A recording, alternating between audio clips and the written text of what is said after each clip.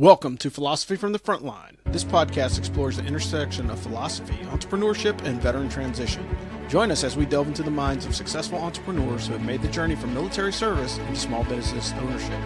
Our guests will share their insights, experience, and unique perspectives on life, business, and the world around us. Through deep conversations and thought-provoking discussions, we hope to inspire and empower our listeners to tackle their own challenges and achieve their dreams. So sit back, relax, and get ready to explore the world of entrepreneurship from a veteran's point of view. This is Philosophy from the Frontline, and we'll see you on the high ground. Hey, welcome back. This is Philosophy from the Frontline. I'm your host, Rob, in Fayetteville, North Carolina. I have another guest coming on, and episode 115 dropped today. If you guys are not paying attention, it is Tuesday, so that's when the episodes usually come out. Talked AI strategy with Heather McLean. Like, I'm getting a lot of Air Force and Navy people on here for some reason. I don't know why, but hey, I'll take it. Today's guest is Terrence Rotering. He's author, veteran, spent 20 years in the Air Force, but I don't want to steal any of your thunder. Welcome to the show, and tell us your superhero origin story, if you don't mind. Where are you from? What led you to serve? Thanks for having me, Rob. It's a pleasure to be here. I'm looking forward to it. Yeah, so I grew up in Wisconsin, only child, small postage stamp of land that becomes important later. Went into the Air Force Academy for 4 years. That kind of sucked, to tell you the truth, but you know, it was really good when I got out, and went off to fly F-111s, or actually the Wizzo, the right seater in the F-111 over in England. First of all, you know, Soviet Union, Warsaw Pact, all that stuff. That was the introduction, and then spent 20 years basically flying in some staff jobs between the 111 and then the Strike Eagle up in Alaska. That was a kick in the shorts, and then that was a good time. And then I retired at 20 years and 2 days, not for any specific reason, but just, it was time, and I had a good opportunity to switch over.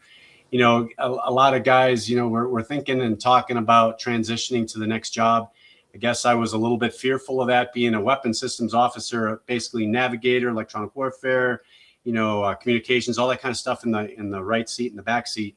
I was kind of thinking, well, what am I going to do? How's that going to transfer over to the civilian world? I had an opportunity to be a government servant and work at Air Combat Command, and then transition out here to Colorado later, about 5 years after that, to NORAD Northcom, and do the same thing for basically another career, 19 years-ish. And so that's kind of a little bit of a cheater kind of deal. And then my next career is the one that we're really probably going to talk about the most. But yeah, so did that, transitioned into, retirement, and I was having a good time running around the mountains with my 2 Colorado mountain dogs, my wife out here on a ranch in the mountains of Colorado. And then about a year later, I was like, man, I'm really missing that duty, that purpose, that, that mission kind of thing. And is this what it's all about for the rest of my life? I don't think so. So that's when I picked up the writing deal. Yeah, that's interesting, because like for me, I can always appreciate Eagle drivers or anybody that's around the Strike Eagle community. That is the one aircraft in all my years of combat that I did not get somebody to control a bomb off of. So I'm still kind of angry about that. But, hopefully it never gets to the point where I actually have to do that in retirement. But right. It was certainly certainly an interesting use of the Air Force, and Air Force Academy being what it is. Like, I'm an Army grad, so I kind of have to be like, bleh, because of Air Force. But typically you're not the same generation as me. And so I don't think you had Troy Calhoun as a coach. So, from the football perspective, we bust those guys' chops all the time. But, one of the things that I've noticed about a lot of Academy grads is, like, when you hit 40, it's all about the same experience, and then it's just where we can help each other out, looking forward to the future. And so that's a great opportunity to have you on the show to talk about that. Transition is very important. Leaving the military is a daunting task for a lot of people. One of the advantages that Academy grads have, or larger populations of cadets, is, the alumni association that will help, like, point you in the right direction if you're looking for something. And not everybody has that. So it's definitely one of the things that I would remind my audience, like, if you are a graduate from, like, the Citadel, Texas A&M, Army, Navy, or, the Air Force Academy, lean into those services that are available from those transitioning, from those organizations to help you out, because they really will.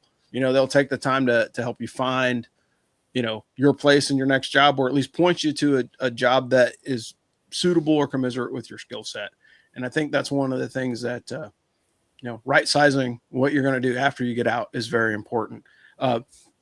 You said you transitioned into NORAD. And so, that's an interesting conundrum because like there's a lot of like Air Force centric type stuff at NORAD. Was that an easy transition? Was it smooth? Coming out of because you were coming off active duty, and it's probably similar in the sense that you know you were working kind of the same problem set, but you just weren't in the uniform. And I know that's always kind of a rub when you take it off and don't have the same authority as you had when you had the suit on, but you still had to make the same types of recommendations. So how was that transition for you going into that spot? Yeah, absolutely. And I had a little bit of a lead in with Air Combat Command, getting into the government servant thing. And on that note, I would also say, vets, when you're getting out, don't forget to go into and look at a lot of the GS service jobs. They're all over the country, have bases everywhere, kind of thing. And they're looking for people that have your experience and the things that you've done, your knowledge base, to work in those jobs also. So yeah, so Air Combat Command a little bit. I from the 4 years at the academy, we just loved Colorado, my wife and I. And so, having that opportunity, jumping on that service site, basically to see what was open at Peterson, that's how I got over, or switched over to NORAD Northcom. And then, yeah, moving over here, like you said, it is interesting, with all those jobs, because you get out and you're like, you think you're still important because you still have all that, prior knowledge, and it's really recent, but then all of a sudden, the guy you're working for is not necessarily, maybe 2 ranks below you, and he's gonna, tell you what the real answer is. Yeah. So you kind of gotta, play that game a little bit and just do your best to, be humble, but at the same time try to share what you know. But yeah, it wasn't a big deal going to NORAD Northcom. It was, flying the jets and that mission, being operational, tip of the spear kind of thing, and then transitioning to any staff job, and then to being a government servant in a staff job for that 15 years. After retirement from flying, it was pretty tough because you do lose a lot of that, am I really that important? And it's not about ego. It's about, wanting to contribute and wanting to make a difference. So, sitting back in a staff job, working things that maybe you never thought you'd be working, like, the drug cartels and what their influence is in different cities, or, just the different things that had nothing to do with your job. But that's also another advantage, right? From being in the military, and especially a career, another, go get them, make this a career kind of thing, is you have so many jobs usually within the service that you're always transitioning. You have, 2 years at this job and 3 at that one, 2 at that one, 3 at that one. And you're learning how to pick up very quickly and do a new job. So that's also something when you transition out that employers are going to look at you and go, wait a minute. So maybe you weren't an expert for 20 years on one thing, but you did 10 different things and you were successful at all of them. I know that I can train you and give you a job and you'll be successful at that. But yeah, no, it really wasn't that difficult going to all these different jobs because of the things I just said. You did so many different jobs in the Air Force and were given responsibilities in different areas that it was kind of easy to pick up new things. You just had to apply yourself, learn the new job, and then everybody expected you to do it, and you already knew inside that you could. So yeah, you did. Yeah. And that's an important thing. I think one of the main things is confidence. A lot of people lose their confidence when they go out into the market because, I'm looking for a job. And oh my goodness, I've sent out 50 resumes and haven't gotten any interviews. Right. And it's not typically because of your resume. There's probably something in there. And now with, all the AI screeners and all the HR screeners, like you may not have hit the right buzzword to get that pulled up to the top. And so it could be something as simple as wording or format that impacted your ability to do that. And I know horror stories of people that have like, man, I put out, 300 resumes in a year, and I've tailored each one to each job that I've applied for. They don't hear anything back. And so it rattles their confidence. So then when they are on the path to, getting hired at a place that may be good, they're sitting on pins and needles because they're like, oh man, I haven't heard anything yet. And sometimes it's something as simple as like, these guys try and set it up so I can pick you up in between pay periods so I can start you on the 15th or the 1st, and it may just be something that simple, but you're waiting with bated breath for an answer that you're probably not going to get forthcoming from the HR person because it's not on the top of their head. So transition into NORAD, government service being what it is. And I tell people all the time, if you can do contractor adjacent stuff, so like I can work in the government space, but I'm not on call 24 hours a day. That's probably the perfect mix of duty and service. But then, after a period of time, you decided like, hey, I'm going to do something else. So you're really enjoying your retirement now, and then you spent the last 2 years writing books. So could you tell us about your Chronicle series, and you know what inspired it, and like what's the main message that you'd like to give to the audience? Yeah. So, really quick background. In 2005, my boys were like 8 and 10, and they were reading books and just starting to read like, young. And so I wanted to tell them they could have a voice too. It's not just books aren't something magic. You can write someday, whatever. So I wrote a short story, and then 5 years later, I wrote a longer one when they became teenagers, just for fun. And I was kind of thinking too, maybe someday when I'm old and I can't run around anymore, I'll have something to do if I start doing this. Well, I did that, and then it just died and sat for almost 20 years. And then, like I said, after I was out a year or 2 years, somewhere in there, I decided, hey, maybe I should finish that and make it a trilogy. So I rewrote them, and then I added the third book and made it a trilogy, and I was done for about a week. And then I said, hey, wait, there's a prequel to all of that, because I really started getting into it. And there was a series of these Godwing things. Hopefully we'll have a chance to talk about those real quick. But there are things that told me the story was bigger than just me coming up with a story. Anyway, so I did that, did a prequel, 3, and then that became one place. There's 6 books about this one place called Trinian. And then I realized, hey, there's actually 6 other places, in this multiverse, 6 other wheels, worlds. And that became 6 other, planets, basically, in different dimensions. And that blew up into the Chronicles of the Seven Wheels, which was the 3rd trilogy. And then I just sent in the 4th trilogy last month. And it basically brings it back down to Earth. And it does what I call it's a unified theory of everything. It unfences the fiction. So, you got fiction, like Conan or whatever that you're really into, and you set it on the side. I really love that. And that's, it's part of me, but you have to make it kind of part of you. But it's still sitting over there. This breaks down one of the walls, and it says, hey, everything that's been happening in this massive universe, all these characters, everything you've been reading about, all these heroes, superheroes, which are men, women, children, orphans, just everybody. You're actually one of these characters in this war, and this war is actually not there. I brought it back down to Earth, and it's here. And so there's going to be 3 more trilogies to make 7 massive trilogies, this massive world.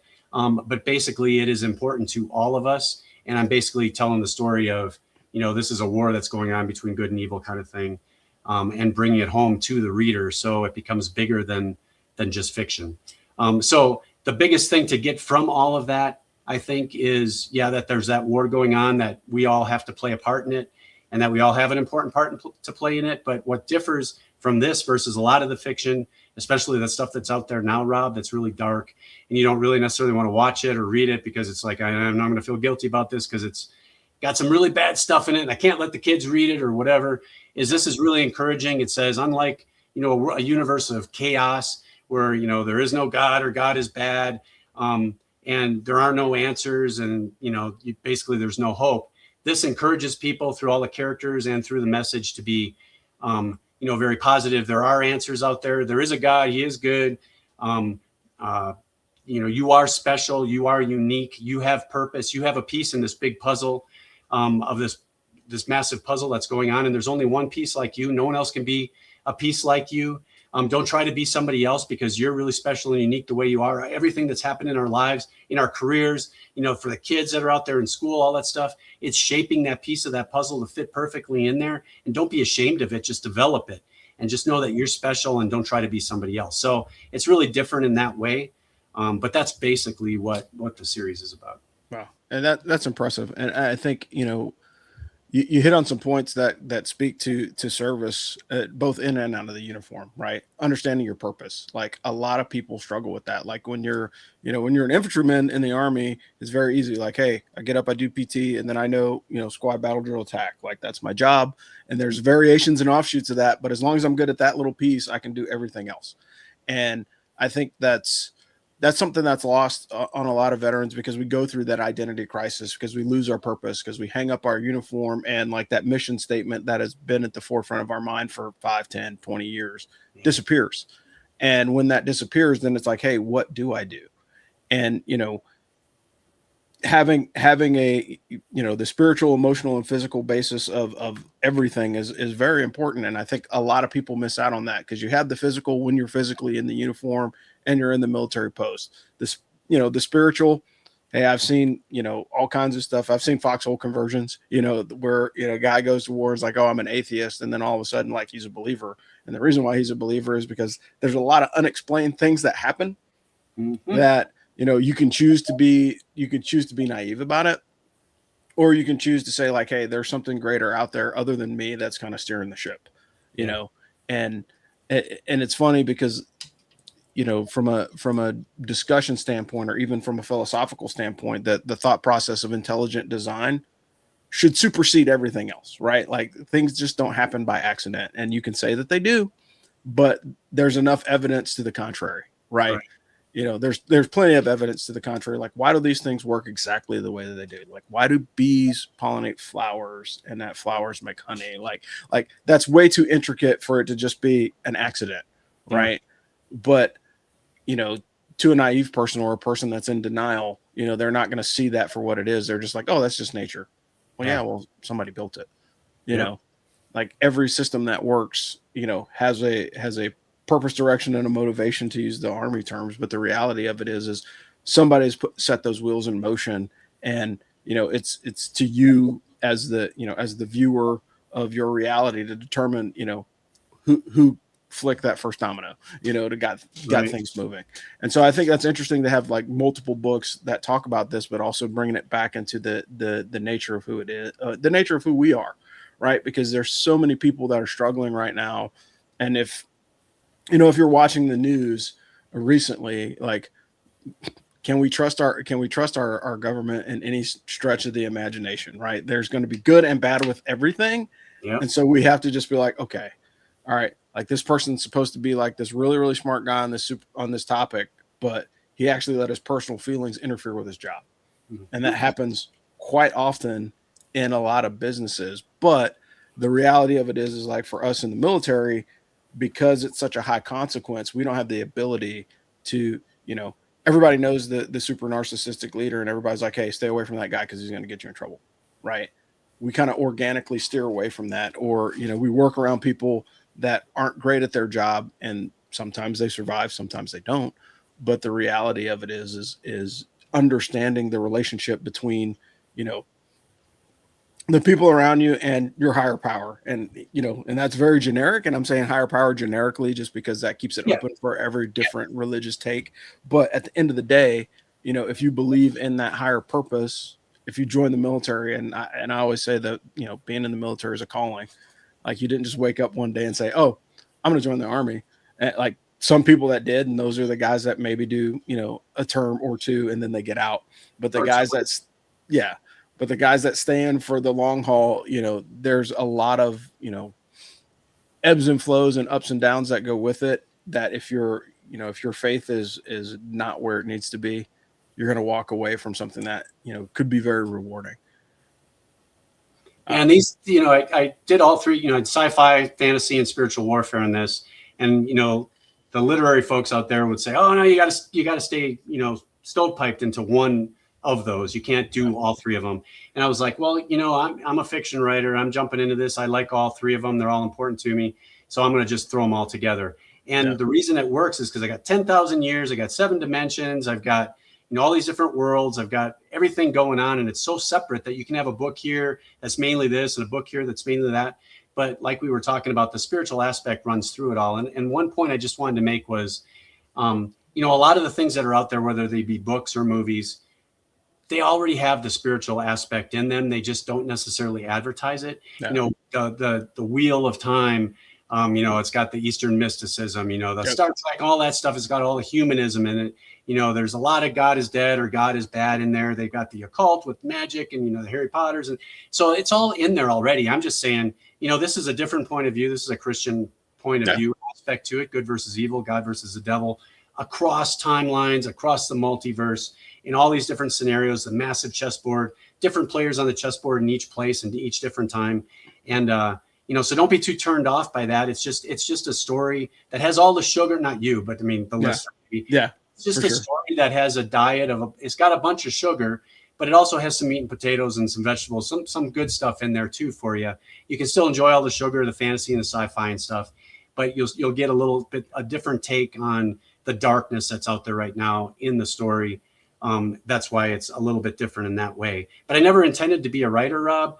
I hated that stuff. Back in my day, it was typewriter, whiteout, Yeah. all that kind of no computer even kind of thing. And it was like, I am never going to do this for a living. But now with technology, talking to your phone, leave ideas, not use AI, but, talk in there to record it and throw it on the spreadsheet and all that stuff. It made it so much easier. So anybody that's out there that has something to say and you're thinking about being a writer, don't think back to the typewriter days. The technology has made it so easy now to format stuff and do the word processing and all that stuff, where it's just the ideas and the thoughts that you're putting into it, and the technology can do the rest. So don't be afraid. Yeah.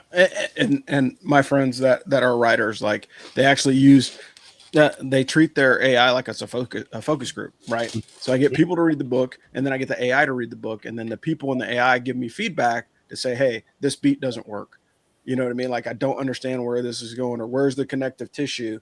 And if you're writing 10,000 pages or, a large volume of series, like the AI can help root out where those things connect. Whereas like a person may not see it, because they're going to say, okay, did you mean to connect this back to this event?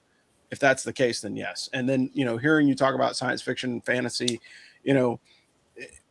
even when we, if you look at some of our pop culture references, and like the movie Thor was a great example. So Thor was like, hey, look, like what you guys would call science, we call magic, but they're so closely related that you can't tell them apart. Exactly. Right. And so that's part of the mysticism of it as well. And so like those things have been hinted at before, and the other part of it is like those of you guys that are not science fiction or fantasy people, just remember, it's the line from Mystery Science Theater. Keep in mind, it's just a show, right? Like, so just expect that, like, it's not part of your permanent reality. It's just escapism.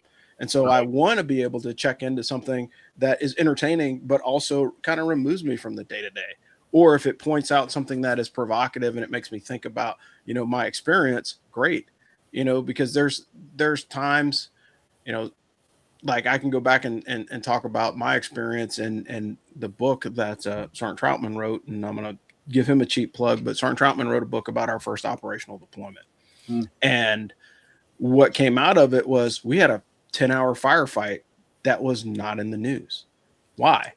Because it was in August of 2004. Well, what happens in 2004? There's a re-election and there's midterms, right? So we're going to suppress that story because we don't want that bad information getting out, because it influenced the people back home. Right. And it's something that simple, and we don't think about it that way, and like it made me go back and revisit all my deployments and going, man, you know what? I was, deployed for 3 presidential cycles and 2 midterms. Mm-hmm. And so like that changes the calculus of what was going on and how things were reported. And I didn't even think of it that way. I have a friend of mine that's a strategic communicator, like retired out of the NSC. And like, he's like, the things that we would have to say and do, because we wanted a result that would not, like, if we were forthcoming with 100% transparency, it probably wouldn't have worked out. And so I like the fact that you are, transparent in the fact that, like, hey, this is a Christian book series. All right. Like, is it going to hurt you if you read it? No. Is it going to condemn you? No. It might convict you a little bit, but that's not essentially a bad thing. Right. Yeah. And another thing on that is, you talked about, folks that maybe don't like sci-fi because it's, woo out there. That was one of the biggest things for me, is I wanted to make sure that everything was plausible. Everything that I wrote in this entire thing that's sci-fi is, and we're talking, time tunnels and time dilation and wormholes and black holes and photon entanglement and, all that kind of stuff. So a physicist reading it could go, well, how did he handle this? And could actually be interested, along with the 14-year-old that looks back at that book and that place and goes, oh yeah, there's dragons flying around and stuff. Okay, so that's the fantasy aspect. But because there's so many different worlds, I can employ all of that different stuff, and it doesn't conflict because there's time differences. Yeah. The old days as opposed to flying jets now, as opposed to spaceships later. But it has everything, for my 40 years of growing up, from 10 to 50, kind of thing of everything I read, everything I've watched. Everything that you just love going to the movies to see is all in there, but it's all plausible in that you could go, oh, okay, I could see where that could probably work. It's not just, hey, here's some magic stones and here's their magic and you just have to accept it. So I wanted to make sure that, it was believable, if you will. And what's interesting is I think there's more interest both into the things that we're seeing right now, as well as the stuff that we don't see, whether it's spiritual or whatever, with the, what is AI going to become? Is it going to become sentient? Or like you talked about or alluded to, is it just going to be so near to sentience that we can't tell the difference? Does it have to be sentient or just in charge of so many things that just start screwing everything up? Yeah. And then also there's the UFO thing. What's going on with those? Nobody can tell you. Everybody's got some idea. Is it ours? Is it theirs? Is it from the past? Is it from the oceans? Is it from outside the planet? So all those things help us think about, looking into this fiction and going, maybe some of this stuff could be true because today's fiction is tomorrow's reality. And we don't even know what's going on around us right now. So maybe there's more of an interest, Yeah. Well, I tell people all the time, like, look, if you're a hardcore AI person, just think of it this way: as long as you're applying Asimov's 3 rules, you're probably going to be okay. Yeah. Right. Like you're probably going to be okay. And I think everybody assumes like, oh my gosh, Skynet, right? Like everybody thinks Terminator 2, worst case scenario, nukes are flying everywhere. And it's like, look, if it was going to happen, it probably would sooner rather than later, because like if all it has to do is watch the news cycle for 24 hours, and it's like, wow, these people are terrible. They need to be gone. Yeah. Right. Like that's the honest truth. And like in the case of your book, it's like, thank goodness that there's probably a deity that's steering the ship and it's not an artificial intelligence. Right. Even though there's that other guy that's trying to throw everything off course because he's trying to destroy the creation because he hates this is what Block, the beings like our kind guy, not to take it off too far, but just for a second, this guy, he's the main bad guy who is really Satan throughout time, but it manifests as different things. And towards the end, it's AI, not to say AI is going to be bad, but whatever. But he says, what, God forgave them, sent his son to save them, but he won't forgive me. So I'm going to destroy everything that he loves, kind of thing. So that kind of deal. So not to make this about a religious podcast or anything, but it is part of the books. And, if you'd give me some leeway to go into these God winks at some point in the discussion, that'd be cool too. Because there's some really weird things going on. Yeah, absolutely. And we could talk about those for sure, because I'm going to bring this up because I won't say I'm a book nerd, but I do read a little bit, and everybody always understands. Have you ever heard the phrase cold as hell? Where does that come from? It's Dante's Inferno, right? It's so cold. It's the absence of God and the absence of light. That's where the phrase cold as hell comes from, right? And so from a literary standpoint, it's already been there. It's been throughout our lives, and people use them as colloquialisms because it's just common language now. Whereas, introducing something new that allows you to see, the world for what it is, or at least give you a perspective that's a little bit different, right? And all too often, our modern society is willing to give you a different perspective, but that different perspective is very, very humanistic, and it's not based off of, hey, look, we have been fighting wars for religions for thousands of years, right? And no deity, regardless of who you follow, wants you to fight and kill other people, right? Like God does not want you like, oh, we're going to, kill these dudes in the name of God. Like that doesn't work that way, right? That's never been the purpose of, any deity out there.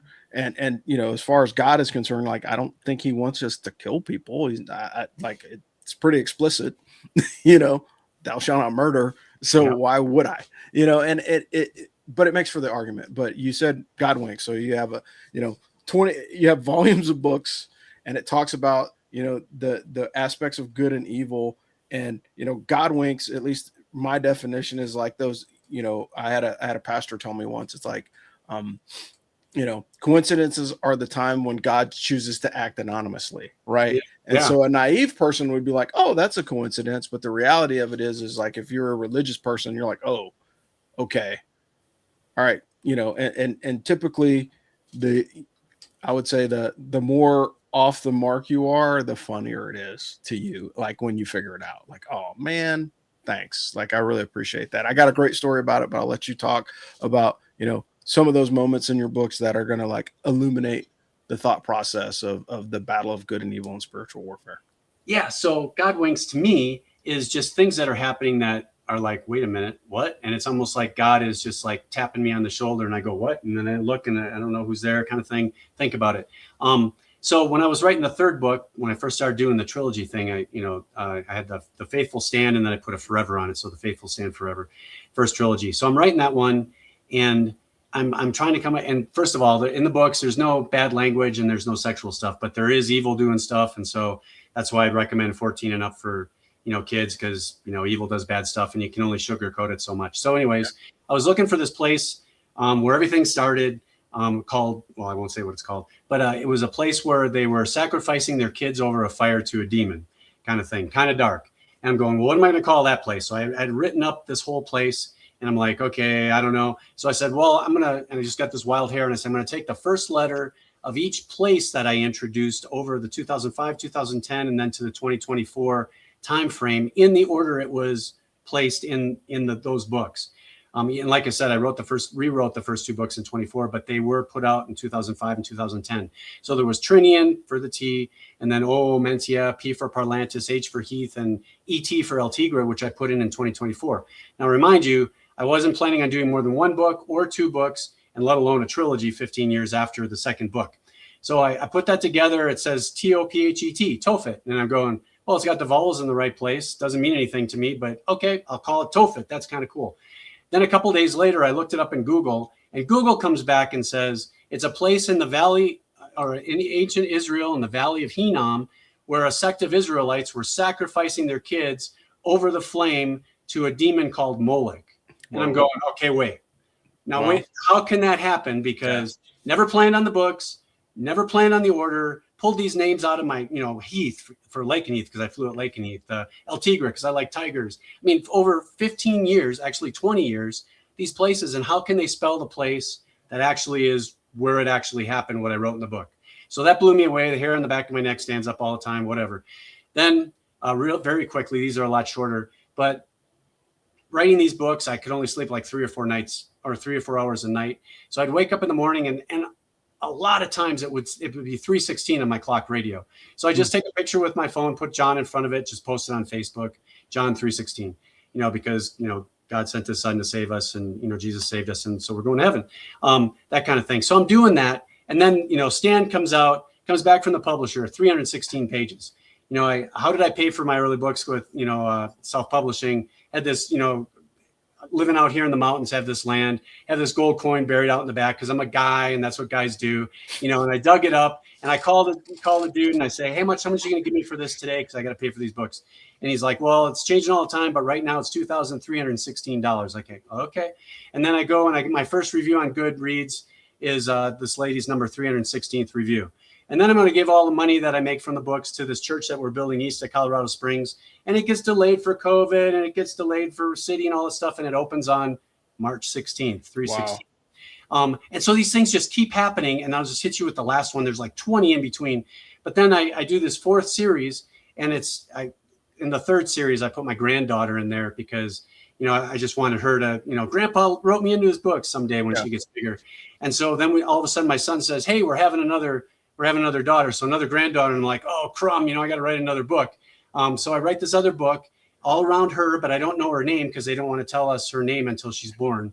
And it's all about, these, I'll give away a little something, but all these special stones. Like I said, I didn't want to just break up stones that have magical qualities or whatever and call them magic.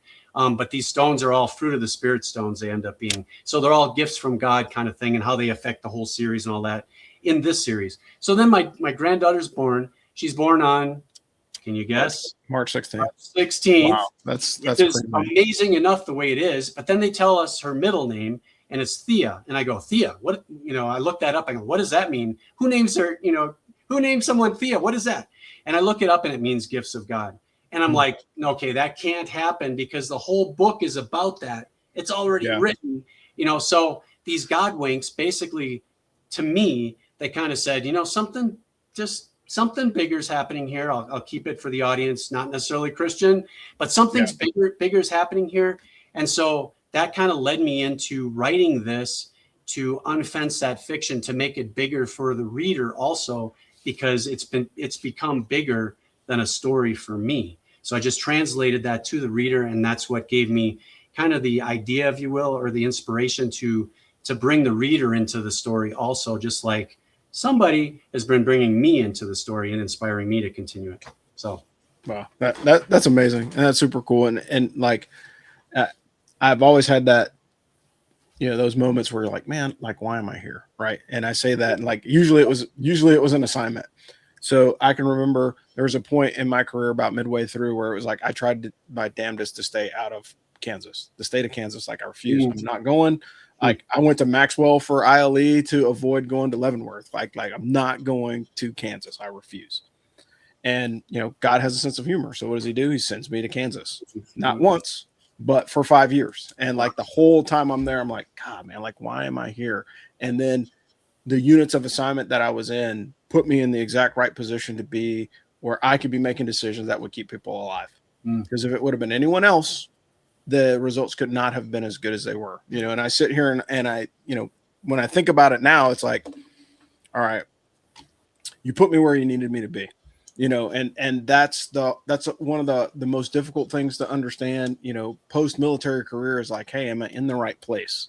Because again, I genuinely think like a profession is a calling, particularly one that you do for like a job is a job. A career is something that is put on your heart to do, and so having those opportunities to really unpack that. And sometimes you don't have time, it takes time afterwards.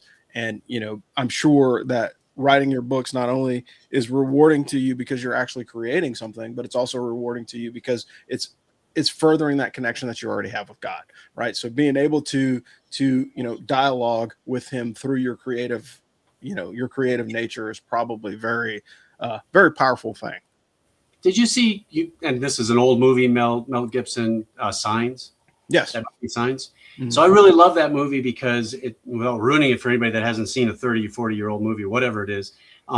It's just how everything comes together. There's all these different things that happen during the movie, and you're like, what the characters don't know what they mean. You don't know what they mean. And then in the last 30 minutes, everything comes together and means something.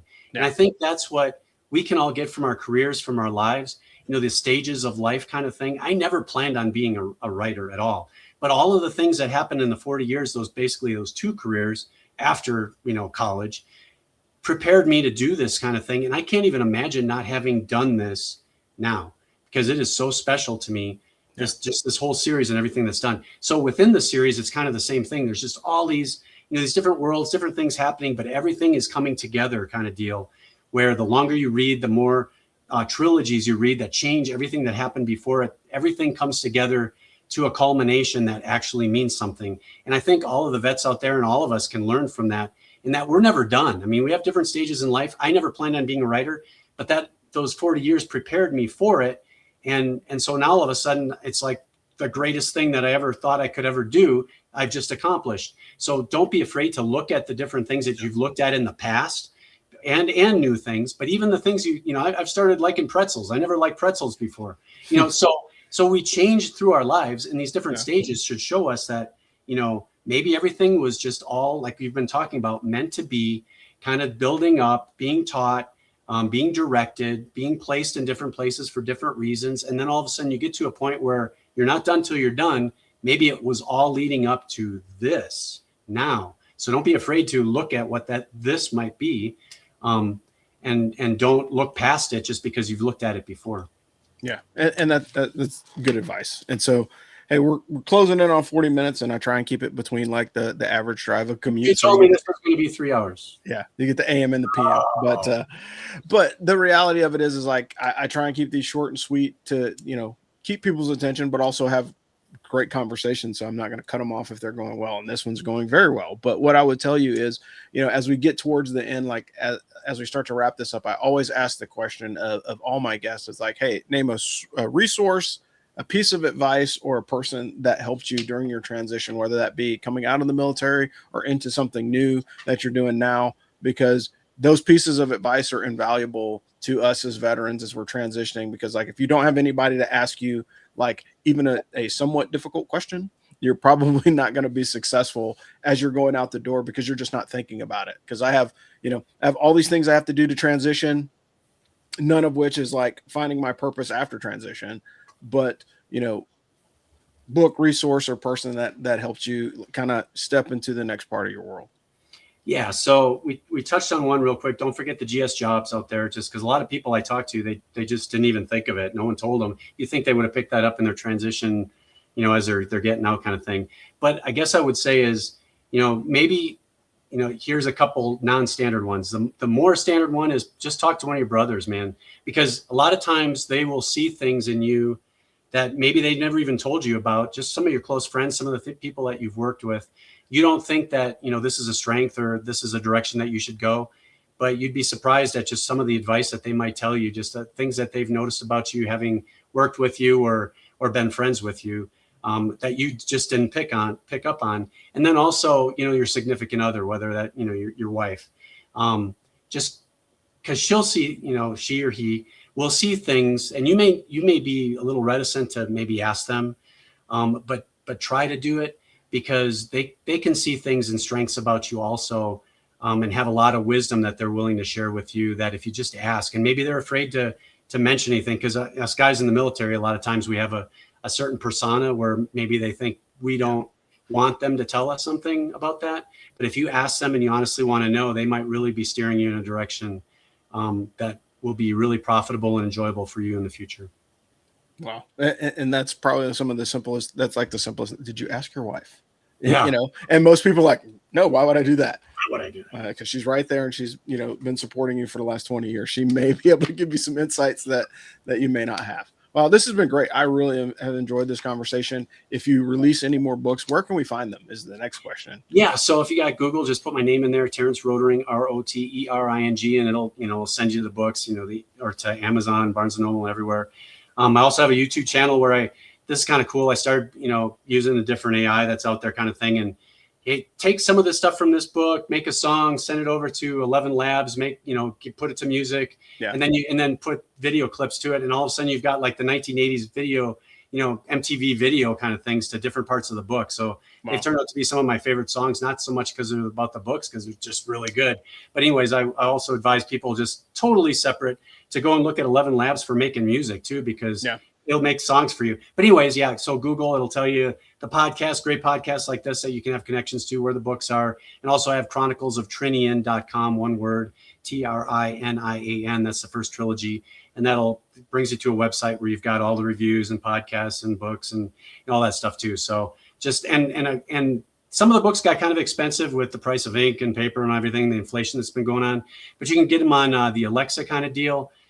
Very cheaply. You can get the whole series, all 11 of them, for like less than probably $35. And you can listen to them instead. And you can get apps where they can do all kinds of different voices and stuff too, if you don't like the Alexa sound. So that's another avenue for you if you just want to listen to the books in the background while you're doing something. Yeah, that's awesome. I really appreciate you coming on. This has been a great conversation. I am enjoying using this platform. So the new platform that matched us up, I really like it. It's been pointing me to a lot of great content and some really great people. And I really appreciate you coming on today. This has been outstanding. I love it. Check out the books. We'll put everything in the podcast description so you can find Terrence and read all of his books, man. Like, it's never going to hurt you to pick up a solid object and read it. We spend so much time on screens these days that like actually reading a book is probably healthier for you anyway. And it's good for you in the sense of like if you've ever been to a library and smelled the old dusty jackets of the mezzanines while you're reading the books, like those are moments that you will always cherish. And it's something that can't be taken away.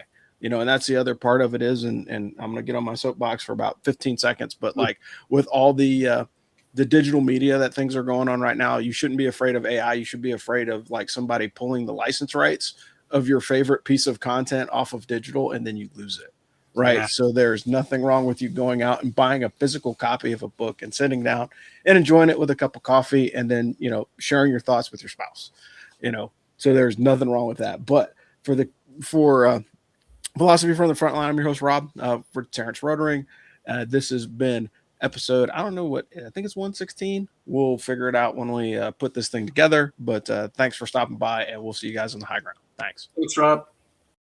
Thank you for tuning in to this episode of Philosophy from the Frontline. We hope today's conversation gave you valuable insights into the journey of veterans transitioning into the world of small business. If you enjoyed the show, please subscribe, rate, and leave us a review.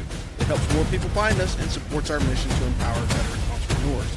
Stay connected with us on social media and visit our website for more resources, tips, and episodes. Remember, your service doesn't end when you take off the uniform. Your next mission is just beginning. Until next time, keep pushing forward, stay resilient, and turn your battle-tested skills into business success.